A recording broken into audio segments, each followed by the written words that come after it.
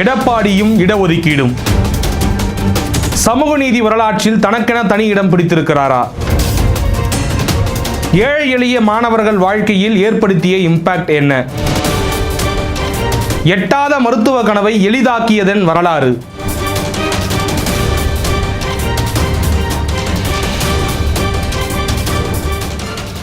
India Tamil நேயர்களுக்கு வணக்கம். இன்னைக்கு நம்ம எடுத்துக்கொண்டிருக்கக்கூடிய தலைப்பு என்னன்னு பார்த்தீங்கன்னாக்கா, எடப்பாடியும் இடஒதுக்கீடும். எதற்காக இந்த தலைப்பு திடீர்னு உங்களுக்கு தோணலாம்? ஏன்னாக்கா இந்த வாரம் தான் நீட் தேர்வின் அடிப்படையில் மருத்துவ கவுன்சிலிங் நடந்து முடிஞ்சிருக்கு. இந்த கவுன்சிலிங்கை பொறுத்த வரைக்கும் எக்கச்சக்கமான மாணவர்கள் பங்கெடுத்துருக்கிறாங்க. நிறைய பேர் மருத்துவ சீட்டை பெற்றிருக்கிறாங்க. இதில் குறிப்பாக ஏழை எளிய மாணவர்கள் நிறைய பேர் பங்கெடுத்துருக்கிறாங்க. குறிப்பாக அரசு பள்ளியில் படித்து இன்னைக்கு மருத்துவ கனவை நினைவாக்கி இருக்கக்கூடிய பலர் இருக்கிறாங்க. அப்போ அவங்கெல்லாம் பேசும்பொழுது அவங்க வைக்கக்கூடிய ஒரே ஒரு வாதம் என்னன்னு பார்த்தீங்கன்னாக்கா, இந்த 7.5% இடஒதுக்கீடு மட்டும் இல்லைனாக்கா நிச்சயமாக எங்களுடைய மருத்துவ கனவு நிறைவேறி இருக்காது, நாங்கள் மருத்துவ சீட்டை பெற்றிருக்க முடியாது அப்படிங்கிறத ஆழமாக ரொம்ப அழுத்தம் திருத்தமாக வைக்கிறாங்க. அப்போ இந்த 7.5% இடஒதுக்கீடை கொடுத்தது யார் அப்படிங்கிறது உங்கள் எல்லாருக்குமே தெரியும், எடப்பாடி பழனிசாமி அவர்கள். அப்போ இது குறித்து பேசியாகணும் அப்படிங்கிறதுக்காக தான் இந்த ஒரு வீடியோவே நம்ம பண்ணுறோம். அப்போ நீட் தேர்வு முதல்ல எப்பொழுது அமல்படுத்தப்பட்டது, நீட் தேர்வுடைய ப்ரொபோசல் எங்கேருந்து ஆரம்பிக்குது அப்படிங்கிறதெல்லாம் அந்த வரலாற்றையெல்லாம் நம்ம பார்க்க வேண்டிய கட்டாயம் இருக்குது. நீட் தேர்வை பொறுத்த வரைக்கும் யூபிஏ கவர்மெண்ட், அதாவது திமுக அங்கம் வகித்த யூபிஏ கவர்மெண்ட்லேயே அந்த ப்ரொபோசலை முன் வச்சுட்டாங்க, அந்த நீட் தேர்வை கொண்டு வந்துட்டாங்க. அப்போ சுகாதாரத்துறையில் இணை அமைச்சராக இருந்த காந்தி செல்வன் அவர்கள் பார்த்தீங்கன்னாக்கா அந்த விவகாரத்துக்கு கையெழுத்திட்டாரு அப்படிங்கிறத இன்னைக்கு வரைக்கும் அதிமுக குற்றச்சாட்டாக வச்சுக்கிட்டு இருக்காங்க. ஒரு பக்கம் திமுக அதிமுக ஆட்சியில் தான் நீட் வந்தது அப்படிங்கிற மாதிரி கடுமையான சாடலை வச்சாலுமே கூட அப்போ நீட் ப்ரொபோசலுக்கு ஏன் கையெழுத்து போட்டீங்க அப்படிங்கிற ஒரு கேள்வியை தொடர்ச்சியாக அதிமுக வச்சுக்கிட்டே இருக்கு. தொடர்ச்சியாக நுழைவுத் தேர்வுகளுக்கு எதிரானவர்கள் நாங்கள், கொள்கை ரீதியாகவே நுழைவுத் தேர்வை நாங்கள் ஒருபோதும் அனுமதிக்க மாட்டோம் என்று சொல்கிற திமுக எதற்காக நீட் தேர்வுக்கு கையெழுத்திட்டது அப்படிங்கிற கேள்வியில் முகாந்திரம் இருப்பதாகவே பார்க்கப்படுது.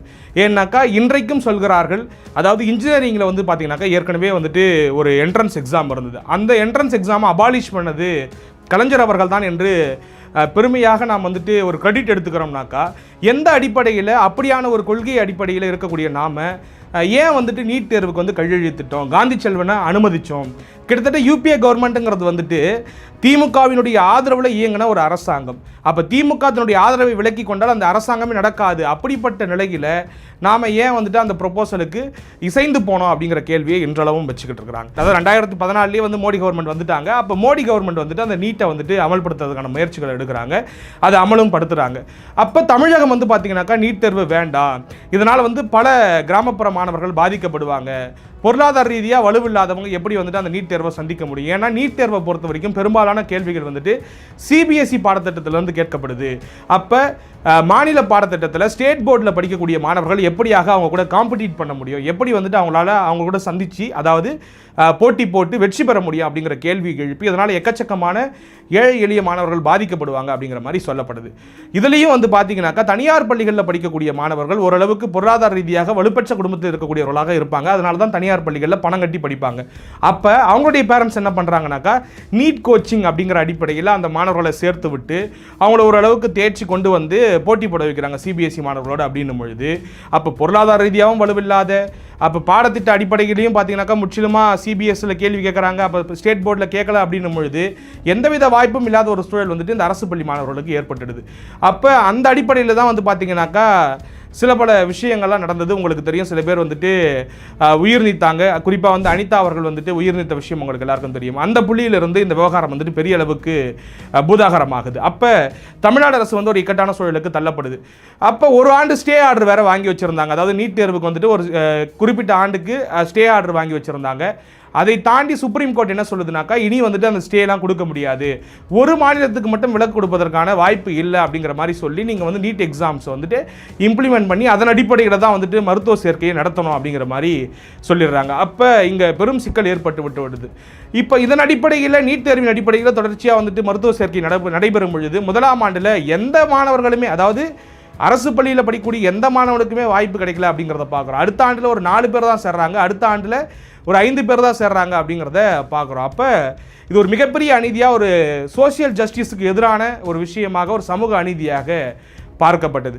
அப்போ இதற்கெல்லாம் தீர்வு காண வேண்டிய கட்டாயத்தில் தமிழ்நாடு அரசாங்கம் இருக்கும் பொழுது தான் திரு எடப்பாடி பழனிசாமி அவர்கள் இந்த இடஒதுக்கீடை கொண்டு வரார். 7.5% இடஒதுக்கீடு கொண்டு வரதுக்கான ஒரு முயற்சிகளை எடுக்கிறார். அப்போ எப்படி இதுக்கு தீர்வு காரணம் அப்படிங்கிறதுக்காக கலையரசன் கமிட்டி அமைக்கிறாங்க. அந்த கலையரசன் கமிட்டி என்ன பண்ணுறாங்கனாக்கா, இந்த மாதிரியான ஒரு அநீதி நடக்குது, அரசு பள்ளி மாணவர்களால் அவங்களோட போட்டி போட முடியல, ஏன்னா பொருளாதார ரீதியாக அவங்க வலுவில்லை, நீட் கோச்சிங் சென்டருக்கு அவங்களால போக முடியாது.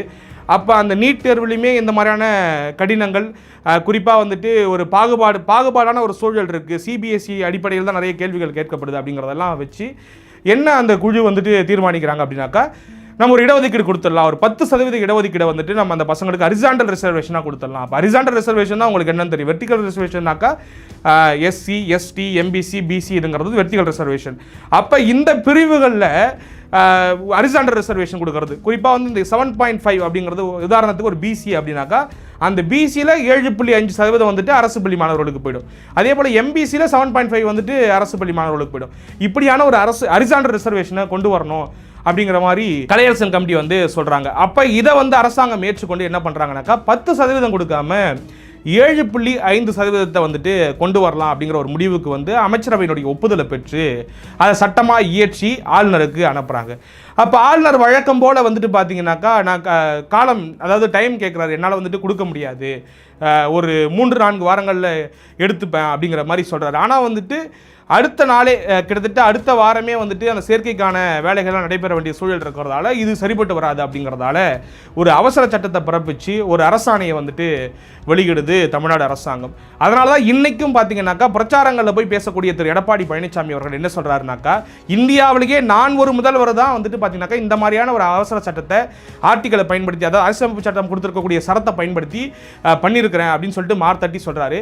ஆக ஆளுநரை மீறி ஆளுநர் வந்து நீங்கள் காலதாமதமாக்குவீங்களா, டைம் எடுத்துப்பீங்களா, அப்போ அதெல்லாம் தேவையில்லை, நான் இதை பண்ணுறேன் அப்படின்னு சொல்லிட்டு அதுக்கான ஒரு தீர்வை தேடி வந்துட்டு நகர்றாரு திரு எடப்பாடி பழனிசாமி அவர்கள். அப்போ இந்த ஒரு விஷயத்தை பண்ண உடனே அடுத்த நாளே என்ன பண்ணுறாரு, எங்களுக்கு வந்து டைரக்ஷன் கிடச்சிடுச்சு, அதனால் நாங்கள் அனுமதி கொடுக்குறோம் அப்படின்னு சொல்லிட்டு அன்றைய ஆளுநராக இருந்த பன்வாரிலால் புரோஹித் வந்துட்டு இசைந்து கொடுக்குறாரு. வேறு வழி இல்லாமல் அந்த ரிசர்வேஷனுக்கு வந்துட்டு ஒப்புதலை கொடுக்குறாரு.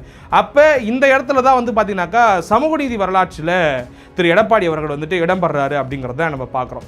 இடஒதுக்கீடு வரலாறுன்னு எடுத்துக்கும் பொழுது உங்கள் எல்லாருக்குமே தெரியும், பல்வேறு இடஒதுக்கீடுகளை வந்துட்டு இங்கே வந்துட்டு தமிழ்நாடு அரசாங்கம் வந்துட்டு பார்த்துருக்கு.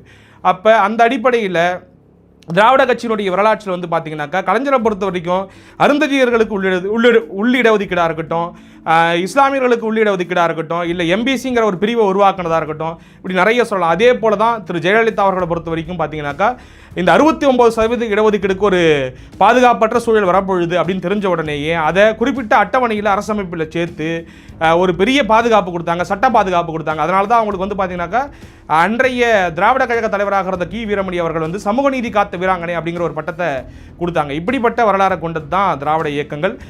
அதற்கு முன்பு நீங்கள் பார்த்தீங்கன்னாக்கா எம்ஜிஆர் அவர்கள் வந்து தவறுதலாக வந்துட்டு இந்த கிரீமி லேயரை கொண்டு வந்தார், அதாவது ரிசர்வேஷனில் வந்துட்டு பொருளாதார அடிப்படையில் கொண்டு வருவோம் அப்படிங்கிற மாதிரி கொண்டு வந்தார். அதுக்கு வந்துட்டு மக்கள் மத்தியில் பெரிய எதிர்ப்பு இருந்தது. அப்பொழுது நடைபெற்ற நாடாளுமன்ற தேர்தலில் பெரிய தோல்வியை சந்தித்தார். அதிலிருந்து ஒரு பாடம் கற்றுக்கிட்டு அவர் வெளியில் வந்து பிற்படுத்தப்பட்டவருக்கான இடஒதுக்கீடு 50% உயர்த்தினார். அப்போ இது போல் வந்துட்டு எல்லாருக்குமே வந்து ஒரு வரலாறு இருக்குது. அந்த வரலாற்றில் இப்போ வந்து பார்த்தீங்கன்னாக்கா எடப்பாடி அவர்களும் இடம் பிடிச்சிருக்காரு. இந்த 7.5% அப்படிங்கிறது வந்து எத்தனை மாணவர்களுக்கு பயன்படுது அப்படின்னு பார்த்தீங்கன்னாக்கா, நான் சொன்ன மாதிரி ஆரம்பத்தில் இந்த நீட் தேர்வின் அடிப்படையில் சேர்க்கைங்கிறது 1, 4, 5 அப்படின்னு இருந்தது. இன்றைக்கி வந்து பார்த்தீங்கன்னாக்கா கட்டாயம் ஒரு 600 அரசு பள்ளி மாணவர்கள் வந்துட்டு நீட் தேர்வில் பங்கெடுத்துக்கிட்டு தங்களுடைய மருத்துவ கனவை நிறைவேற்றிக் கொள்ள முடியும் அப்படிங்கிற ஒரு வாய்ப்பையும் முகாந்திரத்தையும் ஏற்படுத்தி தந்திருக்காரு அப்படிங்கிறத பார்க்குறோம். அதனால தான் அவர் வந்து வரலாற்றில் இந்த சமூக நீதி வரலாற்றில் இடம்பெற்றிருக்காரு அப்படிங்கிறத பார்க்குறோம். இந்த 7.5% இடஒதுக்கீடின் வாயிலாக இத்தனை மாணவர்கள் வந்துட்டு பயன்பெற்றிருப்பதால தான் வந்துட்டு தொடர்ச்சியாக எடப்பாடி பழனிசாமி அவர்கள் தன்னுடைய கிரெடிட்டை எடுத்துக்கிட்டு தான் போகிற பிரச்சார களத்தில் எல்லாத்துலேயும் வந்து பார்த்தீங்கன்னாக்கா இதை திரும்ப சொல்லிக்கிட்டு இருக்காரு. ஆக்சுவலாக இது வந்துட்டு திராவிட கட்சிகளினுடைய சமூக நீதி பாதையில் மிகப்பெரிய மைல்கல் என்று சொல்லியாக வேண்டும். எல்லா கட்சி தலைவர்களுமே வந்து பார்த்தீங்கன்னாக்கா இந்த ஒரு விஷயத்தை வந்து தொடர்ச்சியாக கடைபிடிச்சிக்கிட்டு இருந்திருக்காங்க. அந்த வகையில் இவரும் அதை செஞ்சுருக்காரு அப்படிங்கிறத நம்ம பார்க்குறோம். அப்போ அன்றைக்கு தேர்தல் நடந்த பொழுது 2021 தேர்தல் அறிவித்த பொழுது 2 கட்சிகளும் மாறி தேர்தல் வாக்குறுதிகளை கொடுத்துருந்தாங்க இல்லையா. அதில் திமுக என்ன சொல்லியிருந்ததுனாக்கா கலையரசன் கமிட்டி வந்து 10% வரைக்கும் இடஒதுக்கீடு கொடுக்கலாம்னு சொல்லியிருக்கிறாங்க. இவங்க வந்து 7.5 தான் கொடுத்துருக்குறாங்க. அதுலேயும் அரசு பள்ளி மாணவர்களுக்கு மட்டும்தான் கொடுத்துருக்குறாங்க, அரசு உதவி பெறும் பள்ளி மாணவர்களுக்கு கொடுக்கல. நாங்கள் வந்தால் அது குறித்து பரிசீலித்து ஒரு முடிவெடுத்து அதை செயல்படுத்துவோம் அப்படிங்கிற மாதிரி சொல்லியிருந்தாங்க. மீதம் இருக்கக்கூடிய அந்த 2.5% அரசு உதவி பெறும் பள்ளி மாணவர்களுக்கு கொடுக்குறோம் அப்படிங்கிற மாதிரி சொல்லியிருந்தாங்க. ஆனால் இன்று வரை அதற்கான முன்னெடுப்புகளை எடுக்கலன்னு பார்க்குறோம். நிச்சயமாக அந்த பள்ளி மாணவர்களுக்குமே வந்துட்டு இந்த மாதிரியான ஒரு இடஒதுக்கீடை ஏற்படுத்தி கொடுத்தா பயனுள்ளதாக இருக்குங்கிறது தான் நம்மளுடைய கருத்தாகவும் இருக்குது. இதை தாண்டி திமுக வந்து என்ன செய்ததுன்னு பார்த்தீங்கன்னாக்கா அந்த 7.5% இடஒதுக்கீடை வந்துட்டு மற்ற கல்விகளுக்கு, அதாவது தொழில்நுட்ப கல்வியாக இருக்கட்டும், இல்லை வந்து இன்ஜினியரிங் போன்ற எல்லா கல்விகளுக்கும் வந்துட்டு அதை வந்துட்டு எக்ஸ்டெண்ட் பண்ணாங்க அப்படிங்கிறத நம்ம பார்க்குறோம். இது மட்டும் கிடையாது, எடப்பாடி பழனிசாமி அவர்கள் அந்த 7.5% இடஒதுக்கீடு கொடுக்கும் பொழுது உங்களுடைய கல்வி கட்டணத்தையும் அரசே ஏற்கும் அப்படிங்கிற மாதிரியான ஒரு அறிவிப்பை, ஒரு அரசாணையை வெளியிட்டிருந்தார். அது வந்துட்டு இன்னி வரைக்கும் அமலில் இருக்குது. அதனால் எந்தவித பொருளாதாரமும் நம்ம செலவு செய்யாமல் ஒரு ஏழை எளிய மாணவர் இன்று வந்துட்டு மருத்துவ கனவை அடைஞ்சிக்கிறாங்க அப்படின்னாக்கா அது தமிழகத்தில் மட்டும்தான் சாத்தியம் அப்படிங்கிறத பார்க்குறோம். இவ்வாறான ஒரு சமூக நீதி பாதை தமிழகத்தில் நீண்டுக்கிட்டே இருக்குது.